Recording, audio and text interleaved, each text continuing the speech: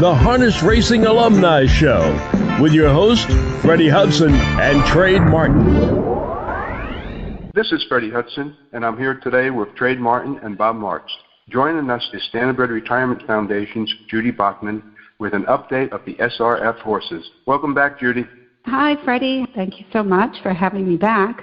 I'll update you on what's been going on since the last time we did a podcast. So we're working many more hours than we would if it was not a pandemic. Now we have 382 horses to feed. We have some sick and injured horses that need medical care. None of this stops just because it's COVID. That's requiring a lot more work because, as you know, our fundraisers have been canceled because most of them are social, and we're leaning on some other things, and we've come up with some other things to try to take care of these horses. So what we've done is we did go forward with our annual raffle. We do this every year to win a trip to the Elite Lap race in Sweden, or the winner can choose the Disney trip. It's reached our longtime supporters, and they have been really wonderful to help. And NewJersey.com published an article, and the public's response to that was so heartwarming. They've made donations, and that's helping.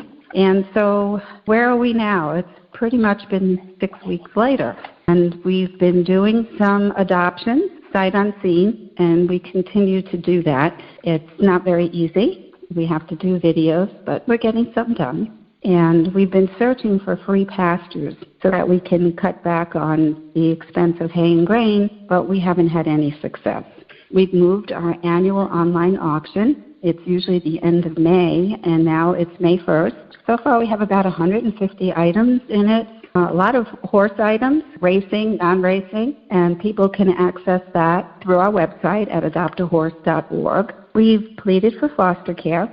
And today, 10 got shipped, left at 7:15 this morning to foster care in Kentucky, which is a huge help to us. And 5 went to a veterinarian for foster care. And next week, 3 are going to Blue Chip Farm. What about the industry, aftercare? Have they stepped in to help you?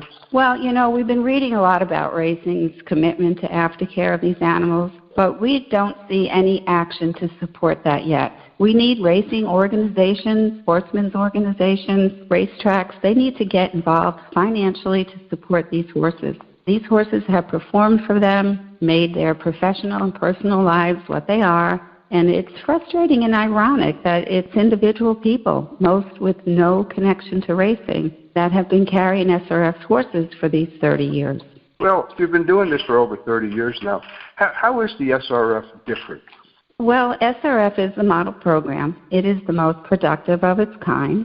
It's the largest standardbred program in the U.S. and likely worldwide. We have a commitment to these horses for life. We check on them semi-annually, make sure that they're still doing well in their adopted homes, and you'll never find one of SRF's horses in a kill pen. Our commitment, we're their guardian for life, and that's so important because horses live well into their 30s, and people have lifestyle changes.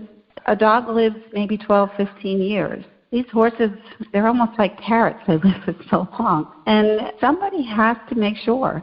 And sometimes an adopter, they're distraught. They've lost their job. What are they going to do? And we have to be there for them. And we stand out because of that. So how can people contact you to make donations, and what can we do for you? If everyone can encourage racing organizations to step up, that would be a very big help. We've been trying for 30 years, and I think this would really help racing. People today, they want to know these animals are taken care of. I don't know if you've heard, but greyhound racing is done in Alabama. Is it Alabama or Georgia?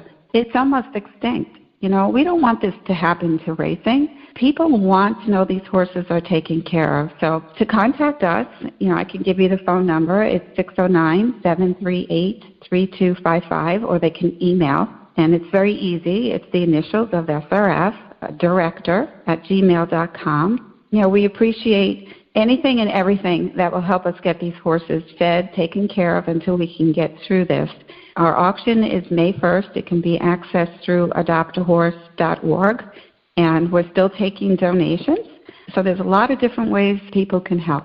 Okay, well, one of the things that I'm going to offer, I have on the ustrots.com website, We do the bricks of honor. Basically, you can sell those bricks of honor to anyone you want, any horse name, any person, $25 a brick, and basically collect the money to send me the names, and we'll put the names up on the bricks.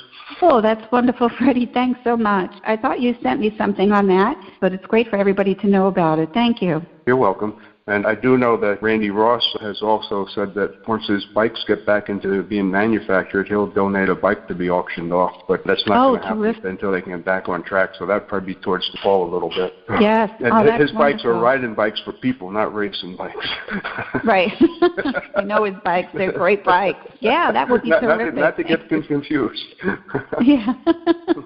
Oh, that's great. I'll have to send a thank you for that. Anything else you want to add, Judy? I think I just kind of gave an earful. So I think we're good. We need help. We have a lot of horses to take care of, and a lot of people in racing will know these horses. We have them listed on the website if they'd like to take a look and see if they recognize them. But I really appreciate this opportunity, Freddie, to get this information out. You're welcome. And Trade and Bob, they're right there with us. Thank you, Trade. Thank you, Bob. Everybody needs to stay safe. All righty. Take care. Okay. That's a wrap. Remember, help our horses at adoptahorse.org. This is Freddie Hudson signing off until next week. The Harness Racing Alumni Show